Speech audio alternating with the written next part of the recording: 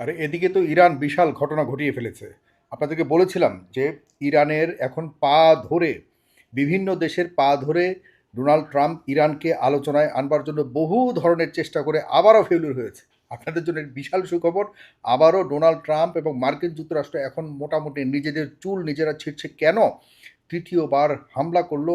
যে হামলারও এখন ক্ষতিপূরণ চেয়েছে ইরান। ক্ষতিপূরণ না দিলে হরমুজ প্রণালী খুলবে না। একটু আগের খবর, আব্বাস আরাকচি ইরানের পররাষ্ট্রমন্ত্রী স্পষ্টভাবে বলে দিয়েছে। এদিকে ইরান এবং ওমান হরমুজ প্রণালীকে কিভাবে তারা নিয়ন্ত্রণ করবে, সামনের সময়টা কিভাবে তারা এখানে কর্তৃত্ব স্থাপন করবে, এই ব্যাপারে দুই পক্ষ, দুটি দেশ, মানে হলো হরমুজ প্রণালীর এক প্রান্তে হলো ওমান, আরেক প্রান্তে হলো ইরান। তো এই দুই দেশ এখন হরমুজ প্রণালীকে খুব ভালোভাবে কিভাবে আহ, এখানে তাদের পরিকল্পনা মাফিক চালাবে, এই ব্যাপারে তারা দ্বিপাক্ষিক মিটিং করে একটা ফলপ্রসূ আলোচনা হয়েছে বলে আজকে জানিয়েছে। এই বিষয়টিও একটি নতুন বিষয়। দেখুন, এই হরমুজ প্রণালী কিন্তু প্রাকৃতিকভাবেই উন্মুক্ত ছিল সবার জন্য। এখানে কোনো ধরনের কারো কর্তৃত্ব ছিল না, যদিও এটি ইরানের নিজস্ব সম্পদের উপরে, নিজস্ব সম্পত্তির উপরে, তাদের সার্বভৌমত্বের মাঝখান দিয়ে এই প্রণালীটি গেছে, হরমুজ প্রণালীটি।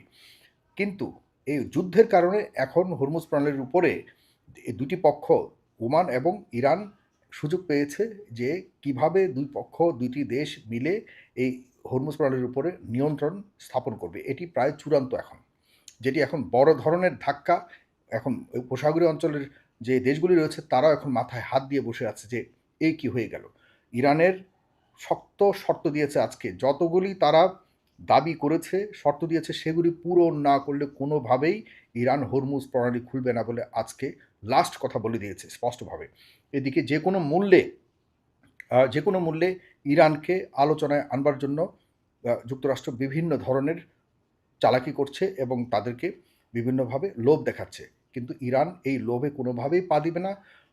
যুক্তরাষ্ট্রের প্রেসিডেন্ট ডোনাল্ড ট্রাম্প সারা বিশ্ববাসীকে বোকা বানাচ্ছে, বলছে যে ইরান তাদেরকে আলোচনার জন্য অনুরোধ করছে এবং তারা একটা চুক্তিতে সই করতে চায়, যেটি যুক্তরাষ্ট্র চাচ্ছে। ইরান স্পষ্ট বলে দিচ্ছে এই ধরনের কোনো অনুরোধ আমাদের পক্ষ থেকে আমরা করছিও না, আলোচনা করতে আমরা রাজিও না।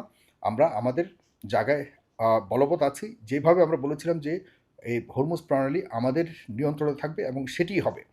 এখন অপেক্ষা করছি আমরা আসলে যুক্তরাষ্ট্র যদি ক্ষতিপূরণ না দেয়। কারণ হলো, আপনারা জানেন যে 14 দফা দিয়েছিল ইসলামাবাদ এগ্রিমেন্ট, যেটি সই করেছে দুই পক্ষ, যুক্তরাষ্ট্র এবং ইরান, সেটি কিন্তু সুইজারল্যান্ডে আপনার দ্বিপাক্ষিক সই করেছিল, আপনাদের মনে আছে। এরপর কিন্তু যুক্তরাষ্ট্র হামলা করার কারণে ইরান বলছে যে যুক্তরাষ্ট্র সরাসরি চুক্তি লঙ্ঘন করেছে। এই চুক্তি লঙ্ঘনের দায় সম্পূর্ণভাবে যুক্তরাষ্ট্র নিতে হবে এবং যুক্তরাষ্ট্রের কাছে তাদের জব্দকৃত যত সম্পদ আছে, বিলিয়ন বিলিয়ন ডলার রয়েছে, শত শত বিলিয়ন ডলার কিন্তু যুক্তরাষ্ট্র বেআইনিভাবে, অবৈধভাবে ইরানের আটকে রেখেছে। এখন সেই সব অর্থ, যেসব অর্থগুলি ছাড় দেওয়ার কথা বলেছিল এই দ্বিপাক্ষিক চুক্তি, যেটি ইসলামাবাদ এগ্রিমেন্টে বলা হয়েছিল যে আমরা, সংখ্যাটা আমার মনে নেই, তবে কয়েক মিলিয়ন ডলার ছাড় দেওয়ার কথা ছিল।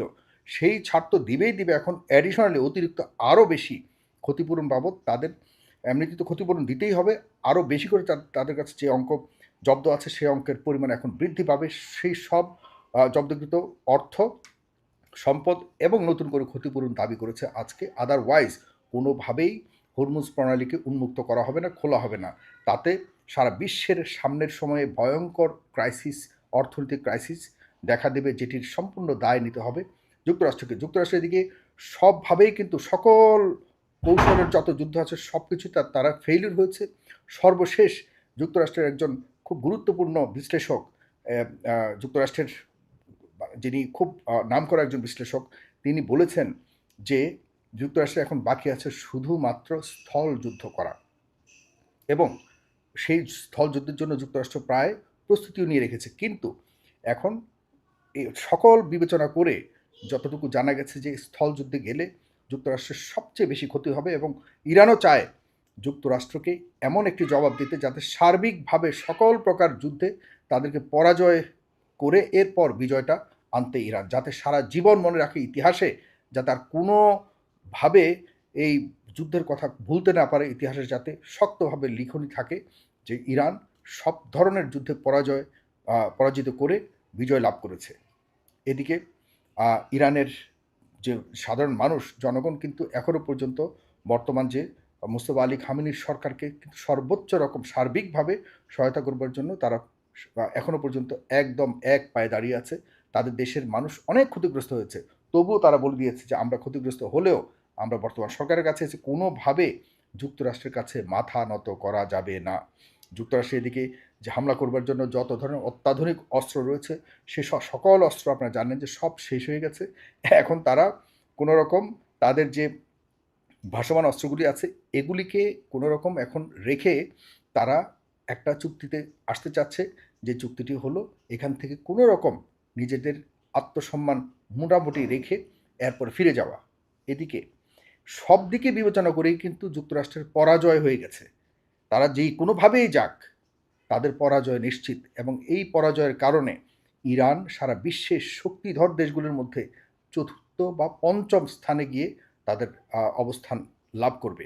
সারা বিশ্বের যত শক্তিধর দেশ আছে এর মধ্যে ইরান কিন্তু এখন মোটামুটি সর্বাগ্রে চলে এসছে, এবং সামনের সময়ে বিশ্ব রাজনীতিতে শক্তিধর দেশগুলির মধ্যে ইরানের স্থান এখন অনেক উপরে চলে গেছে।